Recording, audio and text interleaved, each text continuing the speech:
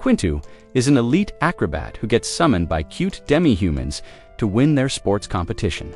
However, when he realizes he's the only human with exceptional flexibility, he uses it to charm the princess and win her over. It all begins one morning when Quintu quickly gets ready for school so he won't keep Beck and her friend waiting. As soon as he leaves, he decides to impress Becca's if he had free health insurance and performs a flip to meet her. On the way, Quintu tells Beck that he's traveling to Bang, England to train for his athletics tournament. Beck then wishes him good luck. When they arrive at school, they both head inside while a strange dog watches them nearby. Later, Quintu rushes to leave school early. He then jumps onto a ledge to practice his flips. Suddenly, the hidden dog appears with a dagger in its mouth and stabs it into the ground. A beam of light shoots into the sky, opening a portal that pulls both Quintu and the dog inside. Meanwhile, in a world called Inflanierod, a girl named Mill goes to the summoning site to welcome Quintu.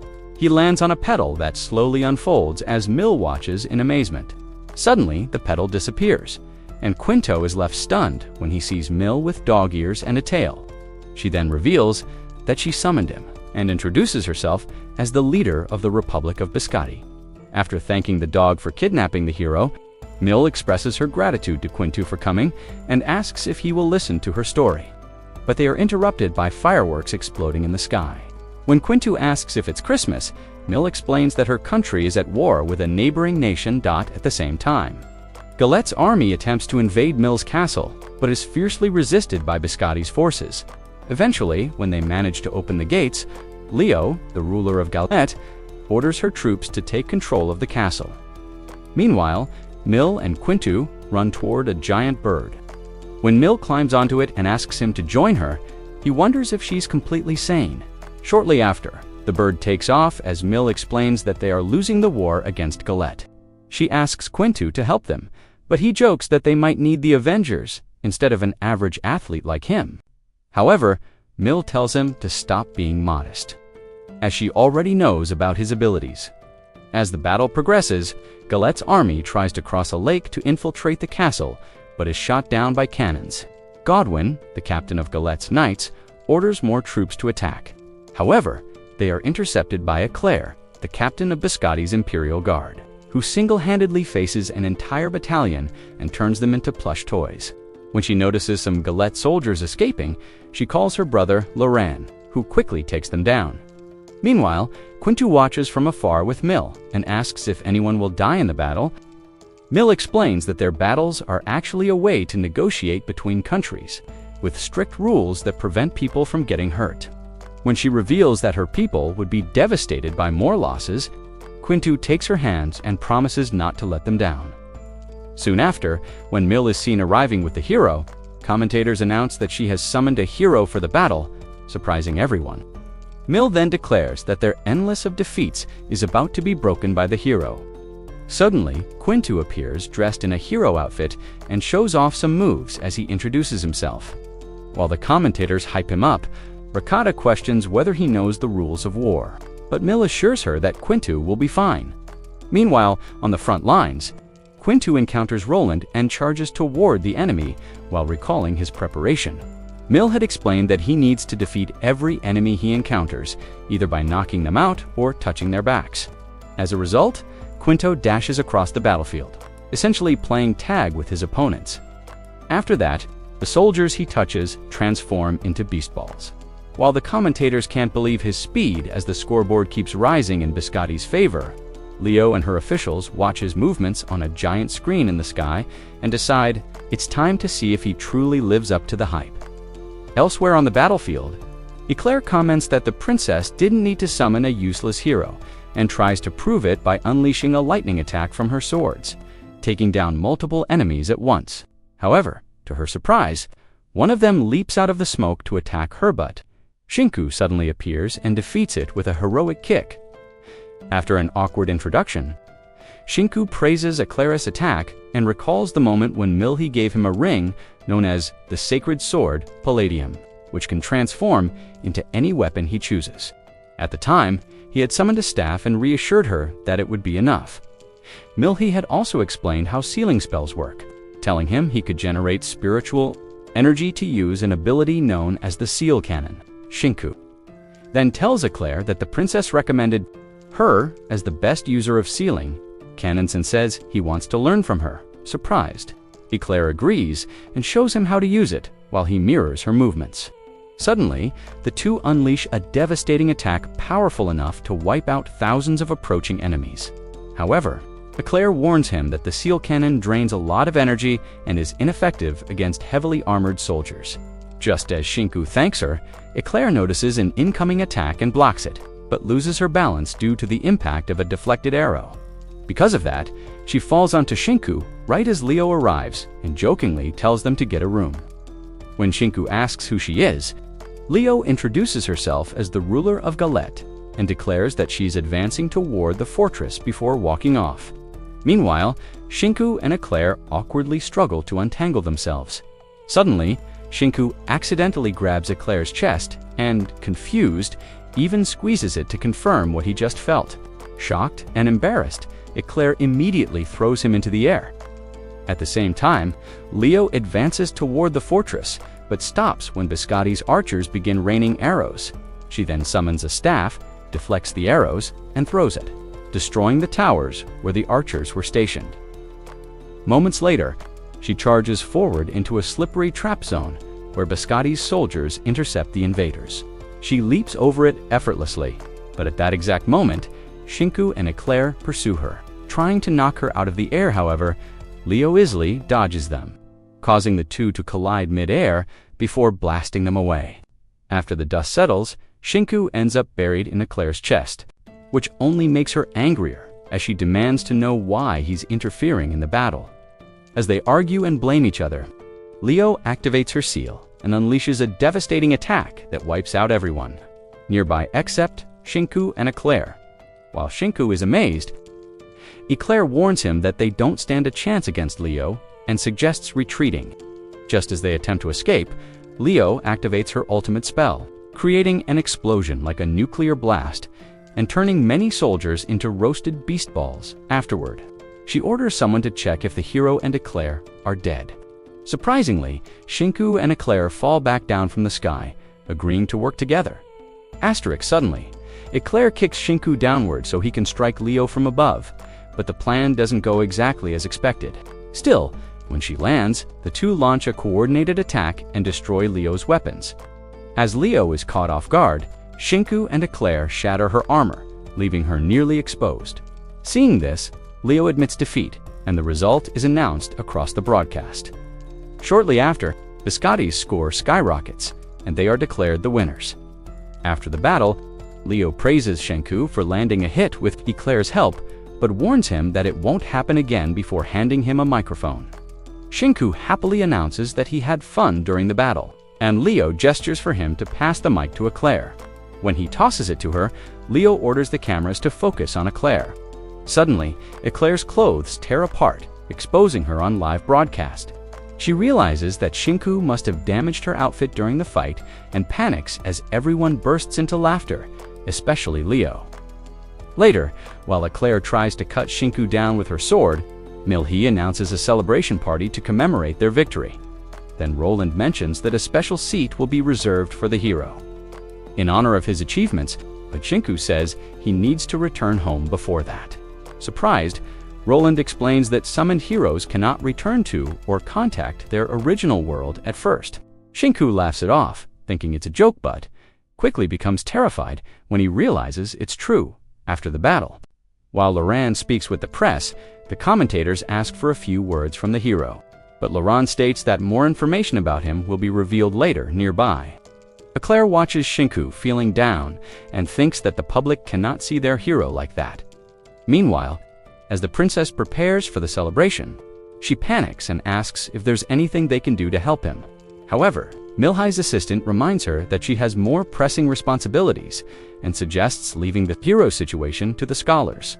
Shortly after, Ricotta, brilliant mind of Biscotti, runs through a hallway carrying stacks of books.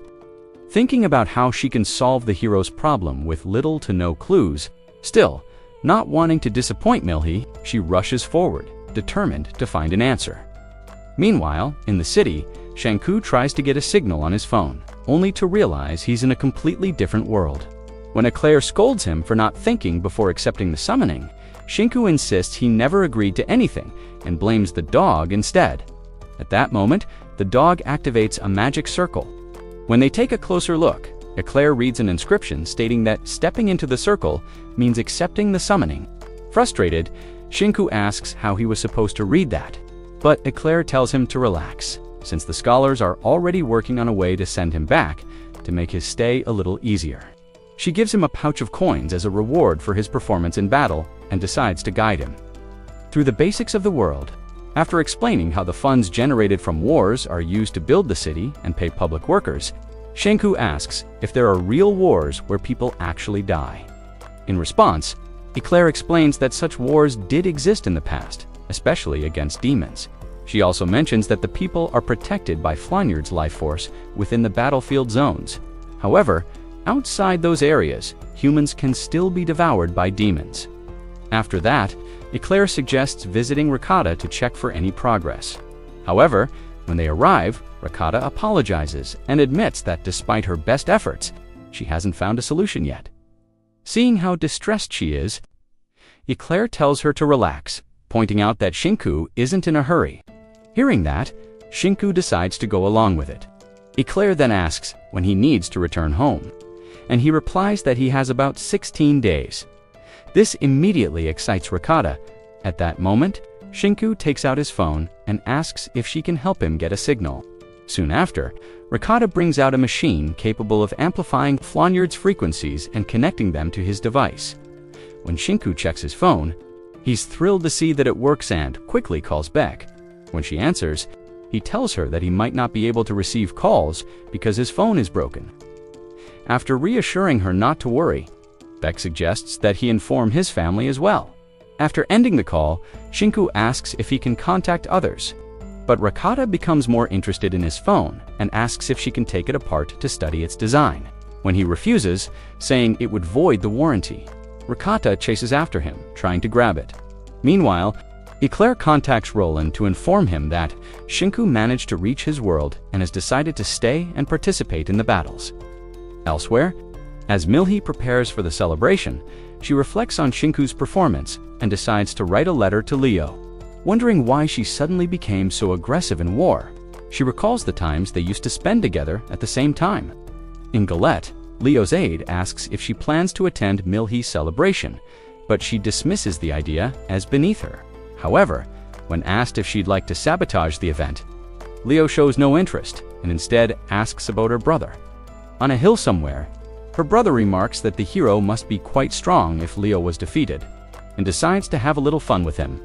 Not long after, as they return to the castle, Rakata suggests that Shinku take a bath to prepare for the celebration. As he wanders through the castle looking for the bathroom, he notices how empty it feels. Eventually, he finds one and rushes in without realizing it's the women's bath, currently being used by Milhi. As he steps inside, he gets an unexpected glimpse of paradise. When Milhi notices him, both of them panic and apologize repeatedly. As Shinku tries to leave, he slips and falls into the bath, making things even more awkward, completely embarrassed. He jokingly considers drowning himself, while Milhi rushes to help him. Before leaving, she shyly asks if they can meet and talk after the celebration, and Shinku agrees. Afterward, Milhi leaves the bath, and only then does Shinku realize he was in the women's section. Suddenly, he hears Milhi scream. After quickly getting dressed and rushing out, he finds her being kidnapped by members of Galette's army. Coincidentally, reporters arrive at the scene and begin broadcasting everything on the giant sky screens. The kidnappers announce that they are taking Milhi away and declare that she must duel Leo's brother. If he wants to save her without thinking things through, Shinku accepts the challenge on the spot. As the news spreads, the reporters excitedly cover the kidnapping. While Shinku rushes out of a building and runs into Eclair heading toward him, he praises her timing and tells her that Milhi has been kidnapped. However, to his surprise, Eclair immediately kicks him in the face, sending him crashing into a pillar. Confused and upset, Shinku asks what he did wrong only for Eclair to angrily explain that by accepting the challenge, he has effectively declared an official war on their behalf. Back at the celebration hall, Roland apologizes to Emilia for not explaining the war declaration system to Shinku. He assures her that Milhi will be rescued, but Emilia points out that everyone is waiting for the celebration. Roland then adds that Shinku and Eclair are already on their way to rescue her. Suddenly, a dog appears carrying a letter, surprising both of them. Meanwhile, on their way to rescue Milhi, Eclair warns Shinku that accepting the challenge has placed them in an official battle they are not prepared for. When she adds that they have less than an hour to rescue the princess before the celebration, Shinku tries to stay confident. Irritated by his attitude, Eclair scolds him sharply. Shinku then apologizes for accepting the challenge and explains that where he comes from, a princess being kidnapped, is a serious matter. He quickly regains his composure and promises to bring Milhi back in time for the celebration as they ride forward. Brioche watches from a nearby hill. Soon after, Yukikaze approaches her with her assistant and asks if she's seen anything interesting. In response, Brioche calmly states that a battle is about to begin. Inside the Galette fortress, Godwin kneels before Gawain, saying he is honored to be chosen for this mission. When Gawain points out that Godwin didn't get much action earlier, Godwin replies that he specializes more in field combat than fortress infiltration. Hearing this, Gawain orders him to go all out against their enemies. He then invites Godwin to drink with him in celebration of their anticipated victory. When Godwin asks about Milhi's whereabouts, Gawain explains that she is being taken care of somewhere inside the fortress.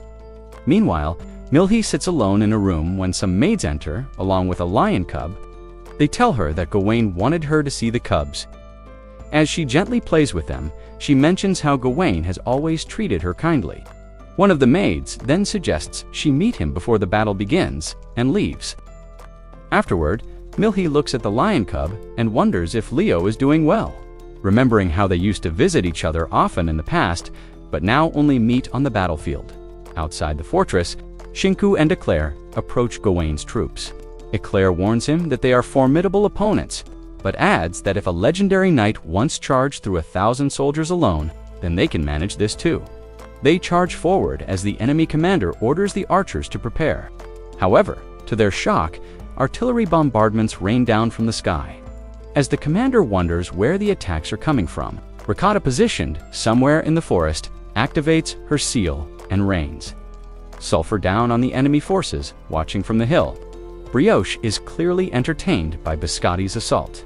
Yukikaze then asks why they aren't joining the battle, to which Brioche casually replies that she'd rather sit back with popcorn and watch the youngsters fight. Back in Biscotti, Roland attaches a letter to a dog and instructs it to deliver it to Brioche. At the same time, Milhi watches Shinku and Eclair fighting through a screen in her confinement. Just then, Gawain enters and apologizes for the sudden kidnapping. He then asks for a duel with the hero and promises to discuss compensation afterward.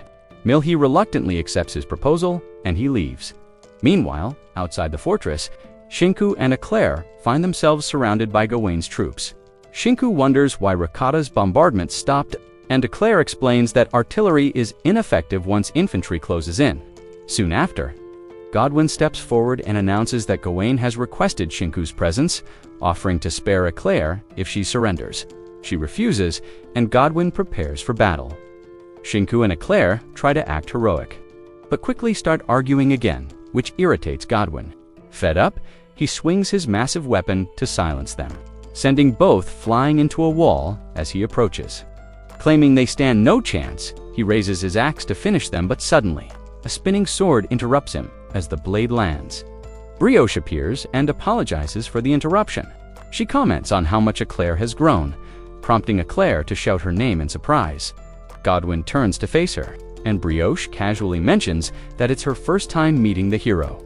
She then introduces herself as a freelance knight of Biscotti and explains that she's here to help. As requested by Laran Dot, suddenly Shinku spots a glowing arrow in the darkness and warns her. Arrows are fired, but Brioche activates her seal and brings down an entire building with a powerful slash dot as the structure collapses. Fireworks explode in the sky, confusing the enemy commander. At the same time, Yukikaze appears and swiftly takes down multiple soldiers, turning them into beast balls. Before she can properly introduce herself, the commander attacks, but Yukikaze effortlessly knocks him away with precise strikes. Right then, Ricotta arrives, carrying fireworks and cannon rounds. Yukikaze lifts her and activates a seal that allows them to fly. From above, Ricotta suggests providing aerial support. They drop the projectiles and activate them mid-air, causing massive explosions that wipe out many enemy troops below. Meanwhile, Shinku and Eclair push toward the fortress and inform Brioche that they're going to rescue Milhi. Brioche tells them to focus on the mission, while she and Yukikaze hold the enemy back. Shortly after, Shinku bursts into the fortress and finds Gawain waiting for him. Before Gawain can even introduce himself, Shinku charges straight at him. Amused by his impatience, Gawain summons his weapon and leaps into battle. The two clash, and Shinku says introductions can wait since he's in a hurry. Elsewhere, in the forest, Eclair encounters the three knights who kidnapped the princess and angrily calls them idiots. Offended, they introduce themselves and prepare to fight. While Eclair does the same back inside the fortress, both Shinku and Gawain manage to land hits on each other as their intense battle continues, while Gawain is impressed that the hero is as skilled as a standard knight. Shinku thinks about Milhi and declares that he must rescue her. Hearing this, Gawain tells him he'll have to get through him first. Meanwhile, elsewhere, Eclair blocks attacks from three opponents and realizes she's at a numerical disadvantage. She briefly recalls a memory of them acting cute on the beach, only to snap back to reality and recognize they're nothing like that in battle. Back on the main fight, Shinku and Gawain continue clashing until both of their weapons break. Gawain then dismounts from his Cerberus mount and comments that the warm-up is over. He activates his seal and launches a powerful attack. Shinku blocks it but is thrown off his mount. Unsatisfied, Gawain continues his assault, while Shinku defends himself using the broken half of his staff. Then Gawain unleashes his ultimate move. Convinced the fight is over, but to his surprise, Shinku emerges from the dust, declaring that it's not finished yet. Shocked, Gawain wonders how he survived. As he begins to suspect that Shinku might be some kind of monster, he notices blood running from Shinku's head. This startles him, and he questions whether visitors from another world don't turn into beast balls like everyone else. He even suggests that Shinku take a break, but Shinku steadies himself and insists he's fine. Suddenly, Shinku activates his seal and declares that he has to save the princess in time for the celebration. Confused, Gawain blocks the attack and asks what he means by celebration. Outside the fortress, Brioche and Godwin continue their fight, when Ricotta informs Brioche that enemy reinforcements have arrived. When asked how many, Ricotta checks through binoculars and realizes it's just one knight. She then announces that Leo is approaching the fortress. Moments later, Leo enters the battlefield. Godwin immediately kneels, while Brioche acknowledges her presence. Leo steps down and orders Godwin to stand down, saying she needs to speak with Gawain. Brioche intervenes, declaring that the fortress is now an active battlefield and she cannot allow Leo to pass. In response, Leo grabs her weapon and states that she's no longer as weak as she once was. Both activate their seals and begin clashing.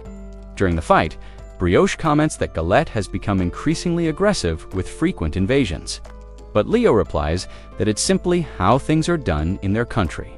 Brioche then points out that Biscotti can barely keep up with regular events. But Leo criticizes Milhi's peaceful festivals, questioning how they're supposed to relieve people's stress. Hearing this, Brioche admits that the princess still has much to learn, but believes she will grow stronger over time. Suddenly, Leo activates her power and declares that no one will stop her. She charges forward, and Brioche throws her sword upward, allowing herself to be struck down. After Brioche yields, Leo walks past with Godwin, who praises her for defeating a legendary knight. However, Leo explains that Brioche only used a fraction of her strength and intentionally let her pass. Soon after, Leo enters the fortress and finds Eclair still fighting the three knights. Meanwhile, during the duel, Gawain asks Shinku if the whole celebration thing was actually real, and Shinku explains that he's been serious about it from the beginning, as Gawain scolds his subordinates for the kidnapping. Leo suddenly crashes through a wall, furious, and demands to know why they're playing around on the battlefield. The two immediately apologize. Leo then heads to the room where Milhi is being held, with the others following behind her. Upon entering, she apologizes to Milhi on Gawain's behalf for interrupting her celebration. Saying he didn't mean harm, Leo assures her that she will find a way to make it up to her.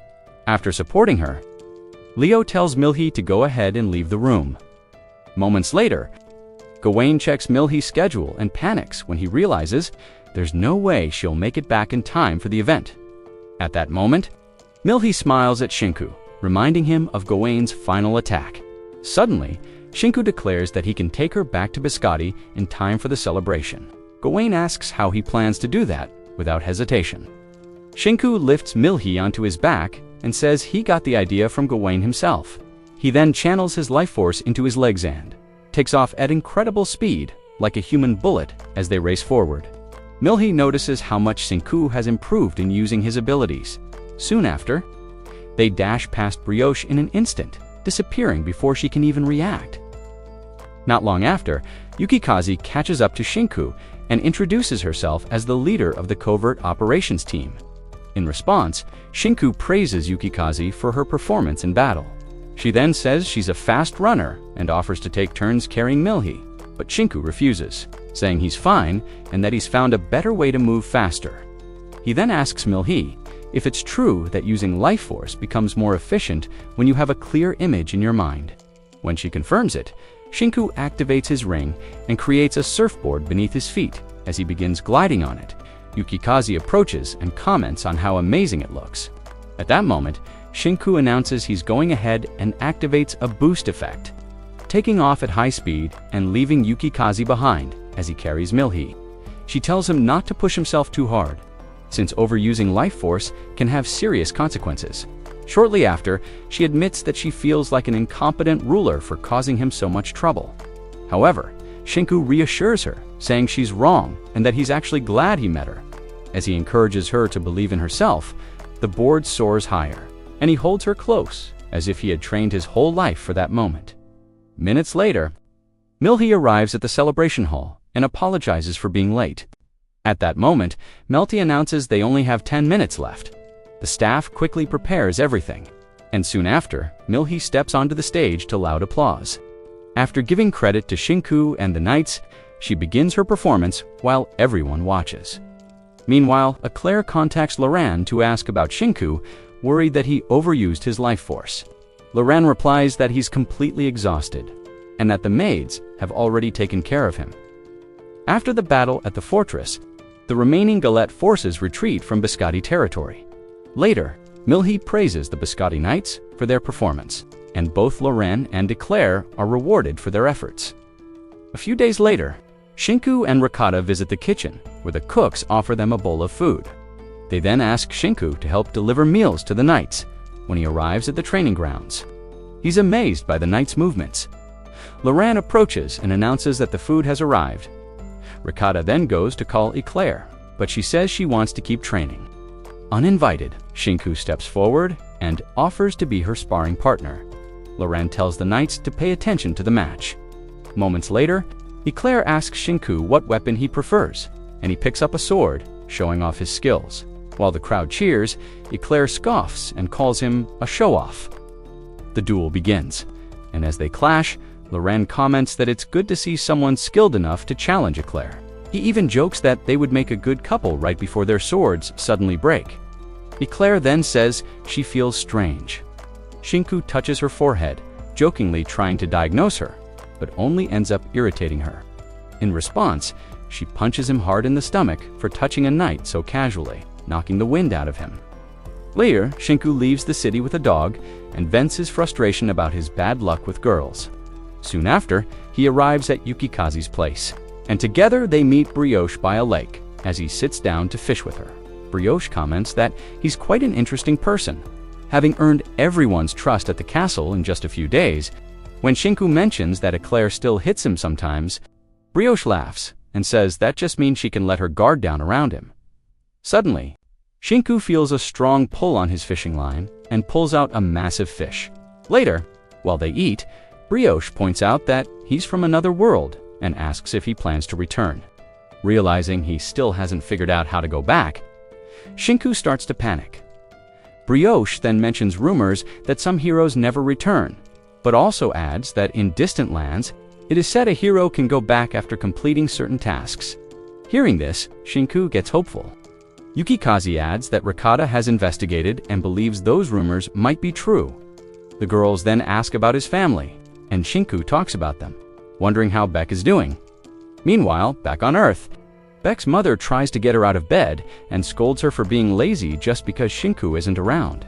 Beck denies it, but moments later starts wondering if he might have found another girl. She checks her weekly fortune on her phone and sees its average, but when she checks Shinku, she notices his luck is terrible, which makes her worried. Back in Flanyard, Milhi asks Loren how Shinku has been spending his day. Melty points out that she's been asking about him all day. Ignoring that, Loren tells her that Shinku is out with Brioche. Milhi then asks if Brioche might like him, and Loren casually replies that everyone likes him. At that moment, Melty informs Milhi that she managed to clear some time in her schedule so she can go out and relax with Shinku later that day. Excited Milhi thanks her. Later that day, Shinku returns to the city with Brioche. As people admire the size of her mount, she says she's heading back to the knight's quarters and wishes Shinku luck on his meeting with the princess after they part ways. The maids quickly take Shinku away, strip him down, and clean him up in preparation for his meeting with Milhi. Despite his protests, the maids refuse to let him meet the princess without washing up first. Shortly after, Milhi is informed of Shinku's arrival and orders the guards to let him pass. He joins her at the table where she serves him some tea. Shinku compliments the biscotti tea, and Milhi proudly explains that it's considered one of the great specialties of their world. Soon after, she apologizes for summoning him, but Shinku replies that he's actually having the best time of his life. He asks why she chose him specifically.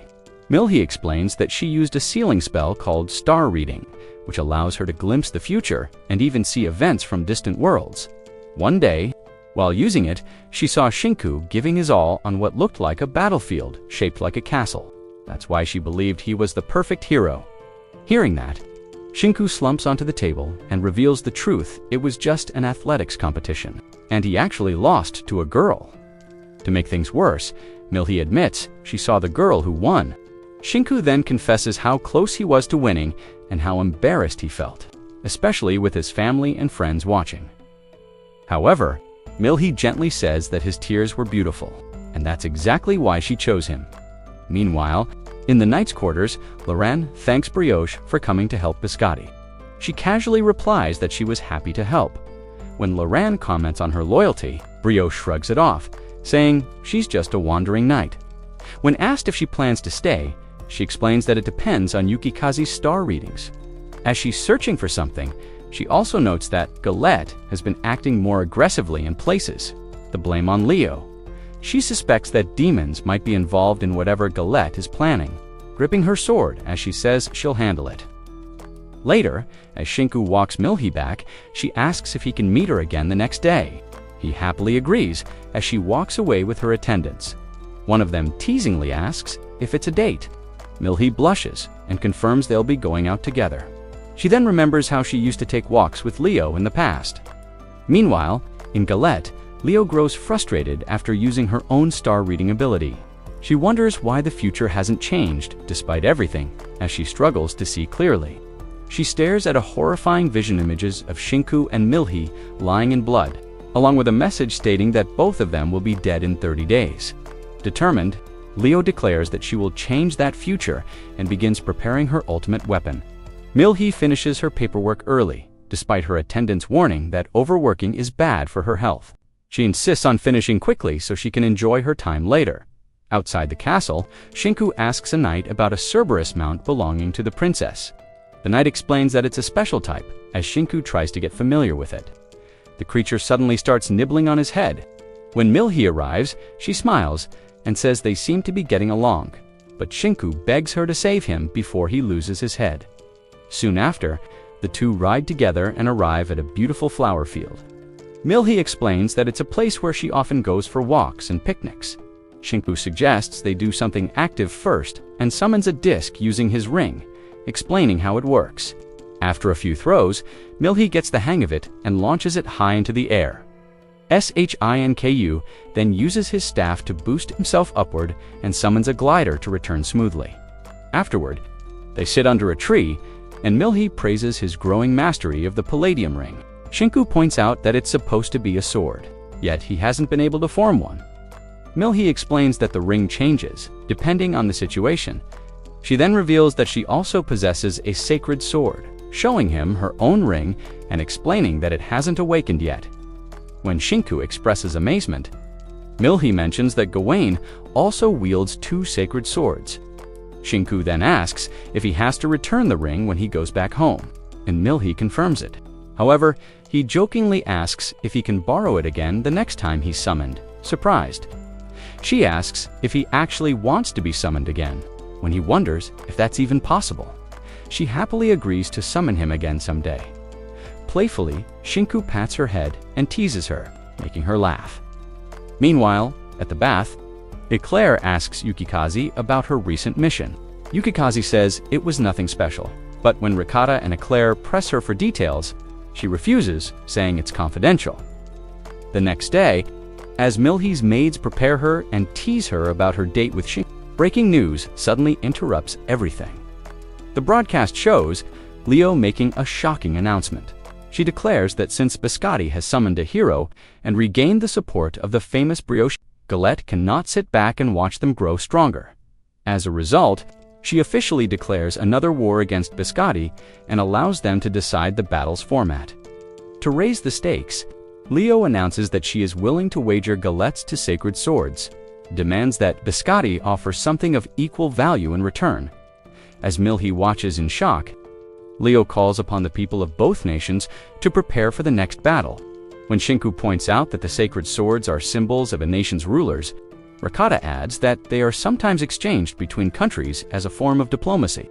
However, Eclair notes that while people see it as simple diplomacy, something deeper is clearly going on. Meanwhile, during a meeting with Milhi, the elders begin to question whether Leo is trying to take control of Biscotti. Loran then asks Emilia to read the official declaration of war.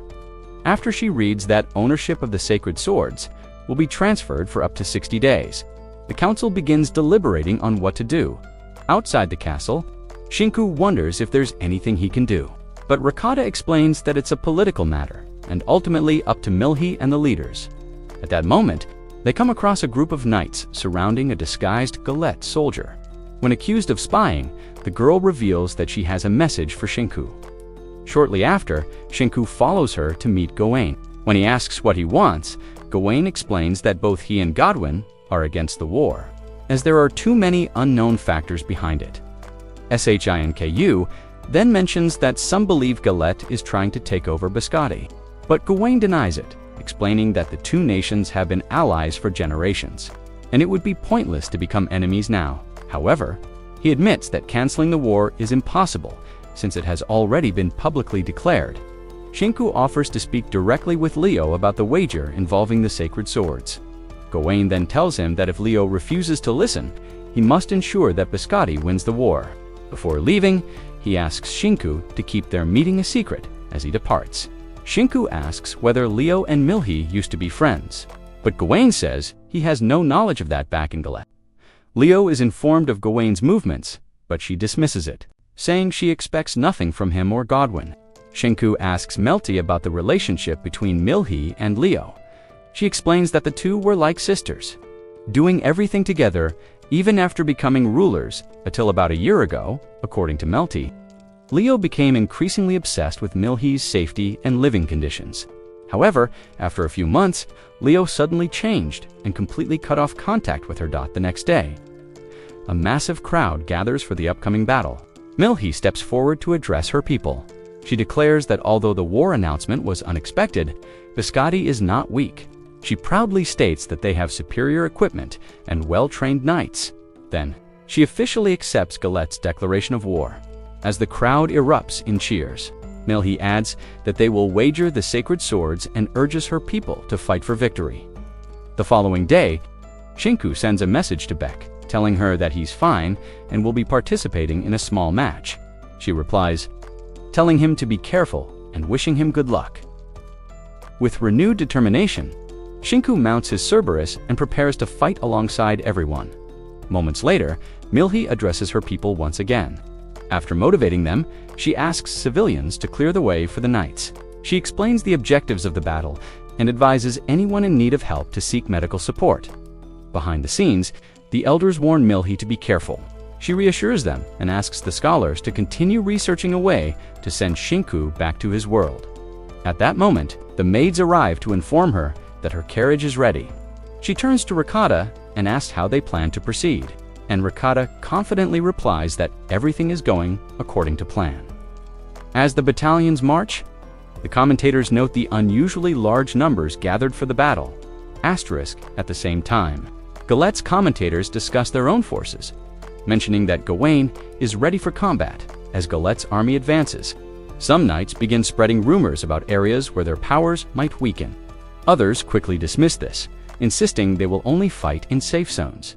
One knight adds that there may be ghosts lurking in the fortress ahead, but she is interrupted by Godwin, who bluntly says they would simply cut them down. Another soldier nervously mentions the possibility of encountering demons in weakened zones, explaining that demons feed on the world's energy and bring catastrophe wherever they go. This frightens some of the knights, who protest against such talk. Godwin insists that demons should be sealed away, but Noir claims to have heard otherwise and insists she isn't lying. Fed up, Godwin shouts at everyone to stop the nonsense.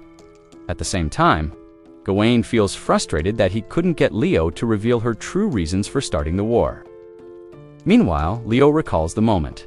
She revealed her star-reading predictions to her. Advisor's visions showing the deaths of Milhi and Shinku. She explains that the future she saw foretold the deaths of those who bear Biscotti's sacred sword rings. Determined to change that fate, Leo declares her intention to step down from power and prevent the future by taking Biscotti's sacred swords. When her advisor asks what will happen to Galette without her, Leo responds that Gawain will rule in her place, as she was only holding the throne until he matured. Despite her advisor's attempts to stop her, Leo refuses to listen. Eventually, one of them proposes a plan to declare war on Biscotti, take the sacred swords, and hide them to protect both nations. Somewhere in the mountains, Biscotti's army marches forward alongside Milhi's carriage. As the stage is set for the next great battle, the commentators are surprised when the princess waves at them. Meanwhile, Violet, a Galette spy, watches from the top of a mountain and complains that a surprise attack goes against the rules of war. When she decides to take responsibility, the other spies say they will support her. Violet then announces that their mission is to seize valuable assets and steal Milhi's sacred sword. As Shinku travels with Yukikaze and the others, Eclair complains about being stuck in a group with an idiot like him. While Shinku feels discouraged, Brioche tells him to try getting along with Eclair, but he argues that she's always picking on him. Moments later, Eclair accuses him of doing something inappropriate, leaving Brioche confused. Eclair then reveals that Shinku touched her chest on the very first day they met, amused. Brioche asks if it's true, but both Shinku and Eclair quickly deny it, calling it a misunderstanding. Eclair then turns to Yukikaze and demands to know how she knows about it. Yukikaze calmly replies that Ricotta showed her the recordings. Hearing that, Brioche praises Shinku's boldness, which only embarrasses him further. At that moment, Eclair tries to knock him off his mount. Later, as both armies arrive at the battlefield and wait for the signal to begin, Eclair secretly plans with Shinku to infiltrate through the fastest route. Assuming no one will focus on them, she orders the Spell Battalion to hold their bombardment and follow her while protecting Ricotta. Fireworks explode the signal to start the battle. Both armies charge at each other, but to Shinku's surprise, the first wave of attackers heads straight for him. As he blames Eclair, the enemies fire a volley of arrows.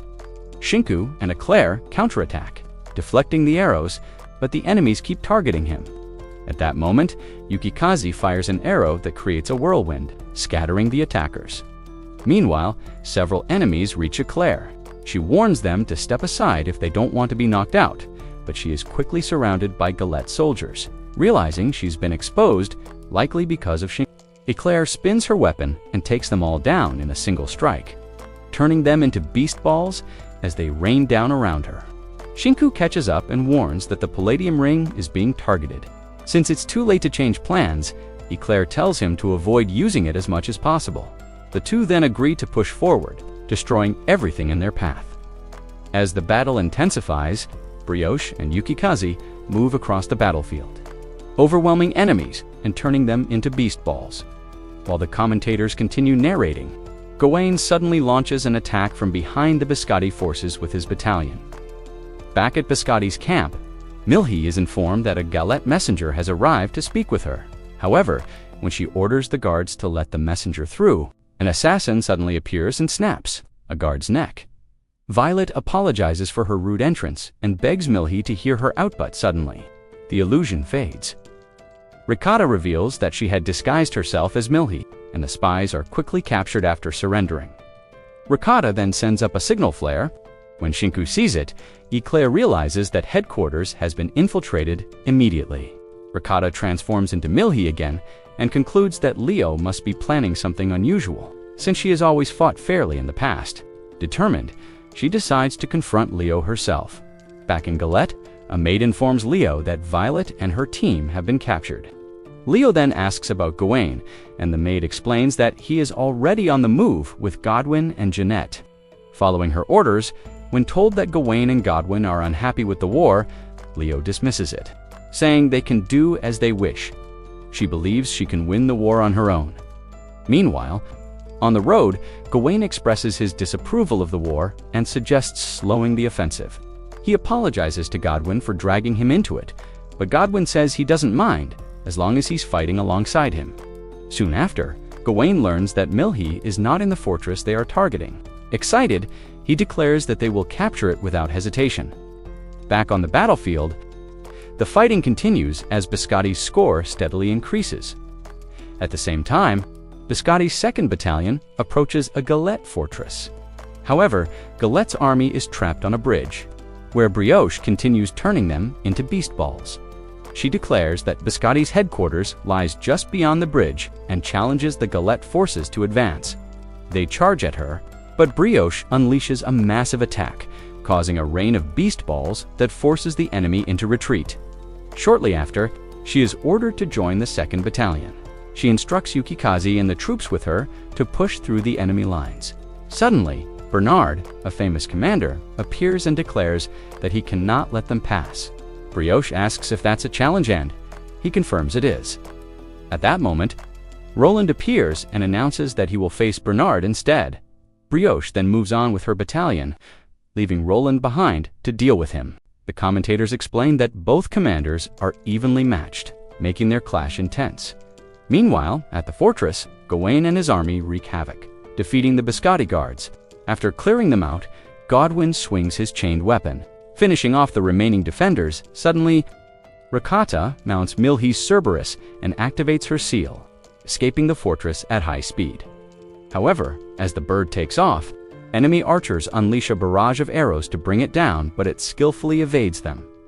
At that moment, Emilio, one of Galette's knights, fires a magical arrow that pierces Ricotta, causing her clothes to vanish. As she falls through the air, completely exposed, both armies watch in shock. Right then, a Biscotti counterattack wipes out the Galette archer squad, turning them into beast balls mid-air. Determined not to let Ricotta's sacrifice be in vain, the Cerberus swoops in and catches her, carrying her away as she flies off to regroup with Milhi and Shinku. Meanwhile, at the fortress, specially equipped guards prepare to face Biscotti's advancing forces. Orders are given to surround Milhi as Galette's troops ready their cannons and rifles. Seeing the heavy artillery, Shinku grows uneasy. Eclair asks if he remembers the defensive spell she taught him, but when he hesitates, she tells him to focus on defense while she breaks through the enemy lines. Suddenly, Shinku summons a shield just as cannon fire begins raining down. The Galette army then locks onto him and launches a missile, but to everyone's shock, he deflects it with his staff. Proud of himself, he asks Eclair what she thinks, but she simply calls him a show-off. She then leaps from her mount and unleashes a powerful attack that obliterates the fortress guards. After that, she orders the remaining Biscotti soldiers to finish off any survivors. Suddenly, dark clouds gather across the sky. At the same time, Leo experiences a vision of Milhi's death and her own battle against a monstrous entity. When Leo snaps out of it, a loud whistle echoes across the battlefield. Confused, a knight asks what it means, and Yukikaze explains that it's some kind of warning signal. Sensing danger, Brioche decides to move forward with Yukikaze to deal with whatever is coming. Soon after, Shinku and Eclair arrive at the fortress with a group of knights. They receive a message from Leo inviting them to meet her at the top of the fortress, offering a one-on-one duel as a reward for making it that far. She displays her sacred swords and threatens to destroy Milhi's camp if she obtains the palladium. Ring dot as she scans the sky. The elevator doors suddenly open and, to her surprise, Milhi steps out, holding one of the sacred swords. Leo is stunned, flashing back to her terrifying vision, unable to believe what she's seeing. Milhi then shows both rings and asks Leo to reveal the true reason behind the war. Suddenly, Rouge attacks, attempting to seize the rings, but Milhi activates their power and repels her. Milhi tells Leo that she would gladly lend the swords if she would only explain her intentions. But Leo refuses to answer. Instead, Milhi recalls the happy times they once shared and, overwhelmed with emotion, asks Leo if she truly hates her now. Shinku and Eclair grow worried about the princess. Shinku suggests climbing to the top since the elevator has stopped working. On the rooftop, Rouge urges both Milhi and Leo to take cover, but suddenly, a violent tremor shakes the entire structure. They pause, confused, until a massive floating stage begins rising into the sky, and a strange object descends from above as it grows larger. Milhi wonders if it's the Earth God, but Leo immediately recognizes it as something far worse, a demon sealed deep beneath the earth. Suddenly, the structure releases a shockwave, and flames erupt across the battlefield as the floating platform is engulfed in fire. The demon breaks free from its cocoon with a terrifying roar. Milhi watches in shock, wondering if it's actually crying, but the moment it fully emerges, it attacks surrounding her with sharp, writhing tentacles. Leo reacts instantly, raising a barrier and cutting through several of them. She turns to check on Milhi, but more tentacles appear. Milhi tries to protect her, but is struck and overwhelmed. The demon absorbs her body, leaving Leo frozen in shook hand, then filled with rage, gripping her axe. Leo activates her power and charges forward, but the demon strikes first, tearing away one of her tails. Moments later, Leo bursts through the smoke and slams her axe into the demon's head. As she lands, she calls out for Milhi, hoping she's still alive, but the demon retaliates, knocking her down onto the rooftop soon after. The creature lands and moves away from the fortress just as Shinku and Eclair finally arrive at the rooftop.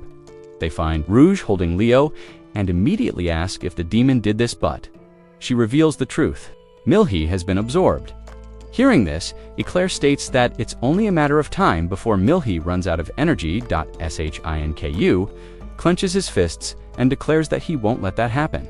Meanwhile, inside the demon, Milhi finds herself in a strange space where a fox spirit appears and apologizes for the damage caused by its child. Back outside, Shinku says he can reach the demon using his abilities and the floating rocks, but admits he might not be strong enough. Even so, Eclair steps forward and offers to go with him. The two then launch themselves into the air using Shinku's glider and begin chasing the demon, only to be attacked by its tentacles. Eclair activates her sword and cuts through them, clearing a path using his athletic instincts. Shinku finds the fastest route and pushes forward toward the monster, while Eclair nearly crashes into a floating rock as the high-speed pursuit continues. Shinku tells Eclair to duck as he takes the hit himself, bleeding from the impact. As Eclair watches in shock, Shinku says that getting hurt is nothing compared to disappointing the friends who believe in him as he gets closer to the demon. Eclair realizes she's running out of energy. She offers to help, but when Shinku refuses to stop, she falls from the glider and uses the last of her strength to propel him forward with an explosive burst from her blades. Moments later, Shinku lands on top of the demon and rushes to rescue Milhi, blocking the attacks from its writhing tails. Eventually, he's slashed by one of them and, while bleeding, is bombarded by more attacks. Fortunately, he manages to summon a shield just in time to avoid being burned. Looking ahead, he sees Milhind remembers the athletics competition where he disappointed the people who came to support him. This time, he refuses to fail. Determined, he summons his sword and charges toward her. Meanwhile, inside the demon, Milhi spends time with the fox spirit, who tells her how she once lived peacefully with her child. One day, the sky darkened, and she found her child pierced by a possessed blade that had fallen from the heavens. When she tried to wake him, he transformed into a demon and ravaged the land. The spirit explains that the demon had been sealed long ago but was released again because of Milhi's sacred sword. Since then, her child has been crying endlessly. Milhi watches as a small fox cries out for help, begging for death. The spirit asks her to end its suffering, but Milhi refuses. She declares that she won't allow their lives to end like this, because they are part of Flon Yard. At that moment, the barrier around Milhi shatters and she falls straight into Shinku's arms. When she regains consciousness and realizes she's not wearing any clothes, both of them panic. Suddenly, Milhi explains that the demon was once a normal earth deity and can be restored by removing the cursed blade. Shinku prepares to go after it, but Milhi insists on going with him. However, he points out that she has no clothes, just as her sacred sword shines brightly and forms an outfit around her dot at the same time. Shinku's palladium ring glows, granting him a new outfit and weapon as well. Together, they spot the cursed blade, but the demon roars and summons more tentacles. Without hesitation, Shinku summons his glider and rushes forward with Milhi, cutting through the tentacles using the power of their sacred weapons as the demon screams. They push forward and attempt to remove the cursed blade while it violently shakes them off.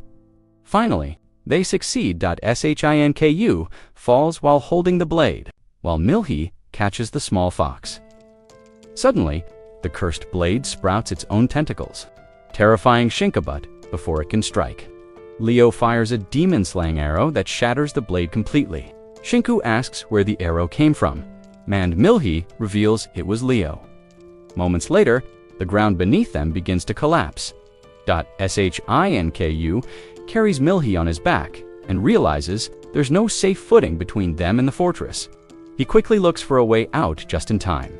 Ricotta and Eclair arrive riding a Cerberus. Apologizing for being late a few minutes later, as they fly away safely, Shinku says he's glad Eclair made it.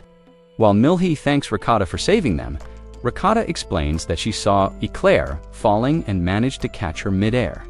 Meanwhile, deep in the forest, the cursed blade is still alive. Writhing with tentacles, Brioche arrives and comments that she's impressed. Shinku and Milhi manage to defeat a demon corrupted by such a weapon. Yukikaze soon joins her, saying she never doubted them. As they move to finish off what remains of the blade, its tentacles suddenly lash out. But Yukikaze activates a sealing spell. The blade mutates further, growing even more violently, but Yukikaze counters with multiple magical swords. They decide to return and report back. Back at the fortress, Milhi recounts her encounter with the fox spirit. Yukikaze kneels and thanks her, calling her radiant butt when Milhi insists she didn't do it alone. Yukikaze jokingly says she rewards Shinku later. Shortly after, Milhi asks whether the spirit she saw was real. Yukikaze explains that the fox spirit had already been destroyed by the demon, but lingered because of its attachment to its child. Now that the child has been saved, the spirit has finally moved on. Yukikaze then asks if she can keep the small fox, and Milhi happily entrusts it to her meanwhile. Eclair wonders if Leo is alright. Not long after, Leo is informed by her maid that the war has been suspended, so everyone could watch the broadcast of the battle against the demon. In response, Leo requests a meeting with the Mediand, publicly apologizes for everything. Afterward, Leo officially ends the war, as no one had ever witnessed anything like the demon they had just faced. Later that night, Biscotti prepares a surprise performance to celebrate the end of the war. Asterisk, meanwhile, Loren praises Shinku for his contributions in the battle against the demon. However, when Shinku points out that Eclair still got hurt, Loren reassures him that her injury is honorable and nothing to worry about. Shinku then comments that he thought Flonyard was a peaceful world. In response, Loran explains that no one has ever seen a demon of that scale before and reminds him that it's safer to remain within protected zones. At that moment, Eclair arrives and tells Loran that he's needed for security matters. After he leaves, Shenku asks if she's strong enough to be walking around, but Eclair insists she's fine, and instead asks if he has eaten. When Shinku says no, she suggests they go get something to eat while Ricotta and Yukikaze secretly watch them from behind a tree. Shortly after, Shinku returns with drinks, and Eclair hands him some food. As they eat, she admits that she couldn't have protected Milhi on her own, and thanks him. Shinku responds by saying she could have managed without him, since she has always been responsible for Milhi's safety. Not long after, Ricotta and Yukikaze are caught spying, and Gawain shows up, unintentionally ruining the moment as he talks about how his sister has changed the country after the demon incident. He also mentions that both nations are now at peace. Just then, a dog arrives with a letter for Ricotta. After reading it, she announces that the academy needs her immediately and quickly leaves. Meanwhile, as Milhi prepares for her performance, she is told that she has a guest. Soon after, she meets Leo outside the tent. Leo apologizes for causing so much trouble and putting her in danger. In response, Milhi says the experience taught her many lessons as a leader, and thanks Leo for going so far just to protect her. Surprised, Leo asks how she found out, and Milhi explains that Rouge and Violet told her everything. Milhi gently tells Leo that she shouldn't have risked her life based on a star reading, adding that she trusts her life to many people. Leo then recalls their childhood and admits that Milhi's kindness always supported her. She confesses that she couldn't bear losing her. Milhi reassures her, saying she won't die, so isolate. At that moment, she is called for rehearsals. Leo decides to stay and watch her perform. Soon, the lights dim, the stage illuminates, and the crowd erupts as Milhi begins her performance. During the show, the story of how Milhi saved the young fox is told. Suddenly, the fox begins to glow, creating beautiful trees that decorate the stage. Meanwhile, Ricotta is alone somewhere, quietly crying. After the performance, both the Galette and Biscotti armies return to their territories at dawn, when Shinku and the others arrive back in the city. They are welcomed as heroes. However, Ricotta quickly leaves, saying she has urgent matters at the academy. At the academy, she asks about the research on sending Shinku back. The scholars explain that they analyzed the summoning spell and found that returning him is possible, as long as certain conditions are met. As she reads the document, Ricotta realizes that the ritual requires specific requirements. She asks if anyone else has been informed, but the scholars say the information is still confidential. Meanwhile, Shinku collapses onto his bed, but is surprised when Ricotta suddenly appears and announces that she has found a way to send him home. Shinku says he's happy to hear that.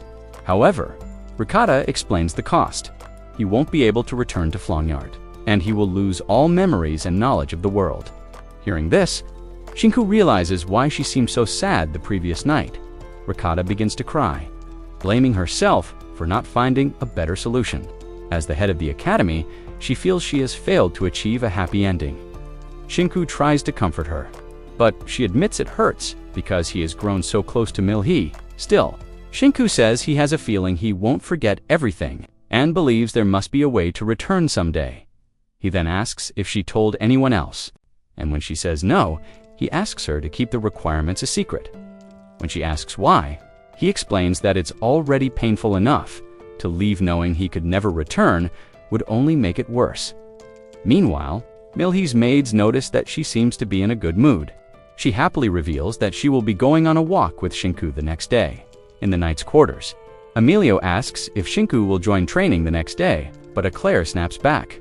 Asking why he's asking her, the knight replies that they seem close, which irritates Eclair. She then says that Shinku will be visiting Brioche and might only show up around noon at Brioche's house. She excitedly announces that Shinku will be visiting, and they begin preparing a feast. At the same time, Gawain asks Leo if he can visit Shinku, saying he has unfinished business. Leo allows it, mentioning that she herself will visit in 2 days, but warns him to stay out of trouble later. Milhi asks Ricotta if she found a way to send Shinku back, Rakata confirms and explains that the ritual must be performed in 3 days. Hearing this, Milhi admits that even knowing she might see him again someday, it still hurts to say goodbye the next day. Shinku and Milhi spend time playing in a field of flowers. At one point, he drops a pocket watch, surprised. Milhi asks about it, and Shinku explains that it's a prize he won in the athletics competition. Reminds him of finishing in 2nd place. Later, at the training field, Shinku surprises Eclair by showing up and suggesting they spar again. She accepts, confidently saying he's about to get beaten that afternoon. Shinku visits Brioche's house and asks how the little fox is doing. Yukikaze replies that, as a companion deity, she will raise it properly. When questioned, she reveals that she is an earth deity and demands respect. She then tells how Brioche found her wandering, alone in the forest after her parents were devoured by demons. When Brioche adds that her own country was destroyed by demons over 150 years ago, Shinku is left completely shocked at that moment. Yukikaze explains that Flanyard has been peaceful for a long time. Brioche adds that, since they possess the power to seal demons, they travel across continents using biscotti as their base of operations. Shinku asks Brioche if she is also a goddess, but she reveals that she is human. She then hints that she has other reasons for staying young, and says she could have taught him her spell if he weren't leaving so soon. When Shinku shows interest in learning it, Brioche decides to teach him anyway.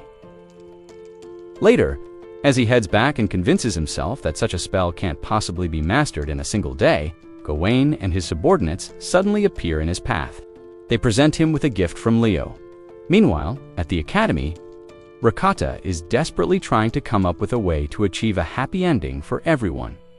At the same time, Shinku engages in an arm wrestling match with Gawain, just as one of Gawain's subordinates approaches to serve drinks.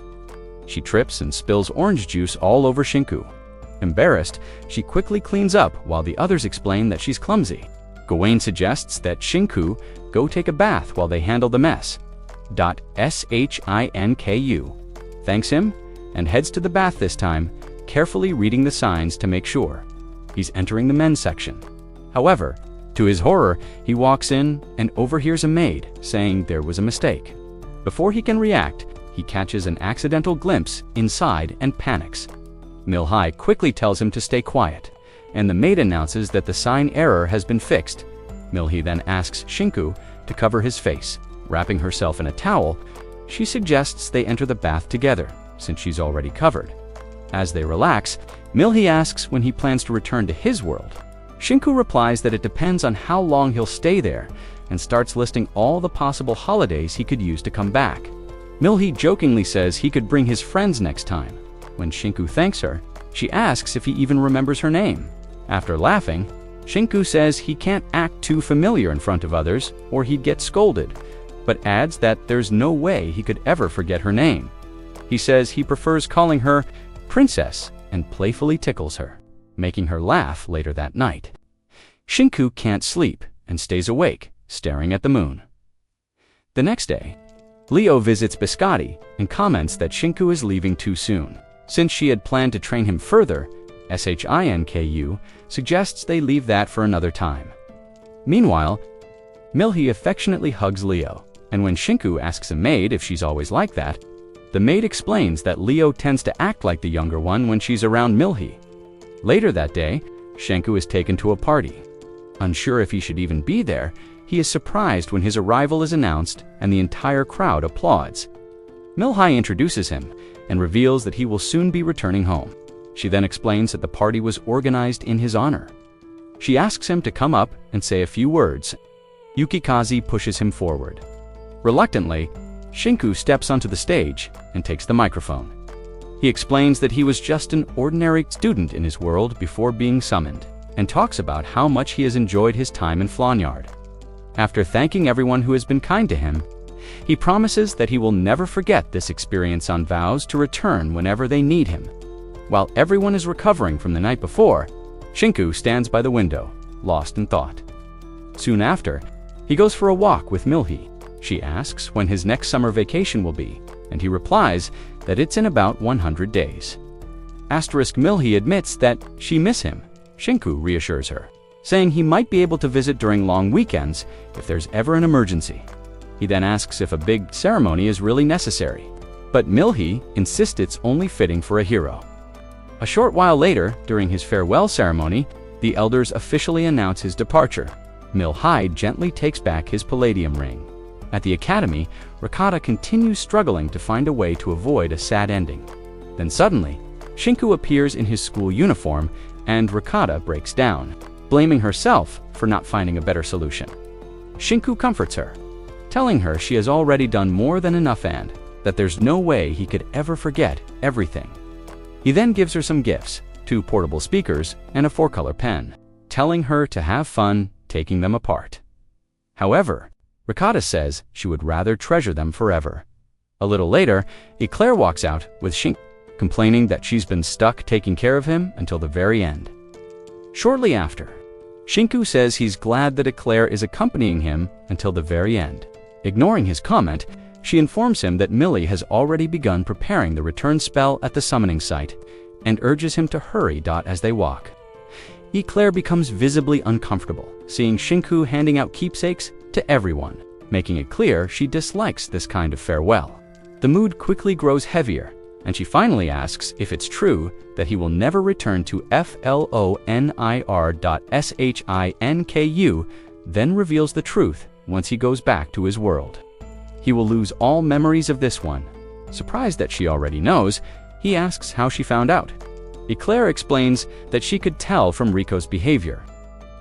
Continuing on, she admits she never imagined sending him back would be this difficult.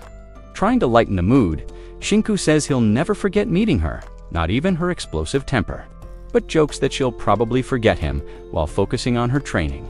Even so, Eclair asks him to never forget and begs him to come back someday. When they arrive at the summoning site, Millie is already waiting, along with the dog that originally brought him to this world. The animal approaches him for a quiet farewell, while Millie explains that everything is ready. During the ceremony, Millie gives an emotional speech, struggling to hold back her tears. Shinku tries to reassure her, saying they'll be able to see each other again someday. But as the portal activates, their goodbye becomes unavoidable at the last moment. Millie grabs his hands and confesses that she wishes she could stay with him forever. Shinku admits he feels the same, and the two confess their love just before he is pulled back to his world, back on Earth. Shinku is found by Beck, who immediately notices something is wrong. Although he has no memory of what happened, he feels an unexplainable emptiness inside, even as he returns to his normal life with friends and family. That lingering feeling never fades. Meanwhile, Rico discovers something crucial. There is a way to summon a hero again, as long as he has left behind keepsakes with at least 3 people and made a promise to return. When Millie opens the gift Shinku left behind, she finds a pocket watch, along with a letter where he promises to come back someday. Realizing this, Rico concludes that summoning him again is possible. Suddenly, back on Earth, Shinku encounters the same dog that once brought him to Noticing an envelope attached to its collar, he opens it and finds the Palladian ring inside. In that instant, all of his memories come flooding back. Overwhelmed with emotion, he celebrates excitedly, leaving Beck completely confused. Finally, remembering everything, Shinku reveals that he made many friends in another world and suggests that they might visit it someday. And with that, the story ends not as a farewell, but as a promise of reunion. That's the end. If you've made it this far, comment "I want a cookie," subscribe, and smash that like button. Until next time, bye-bye.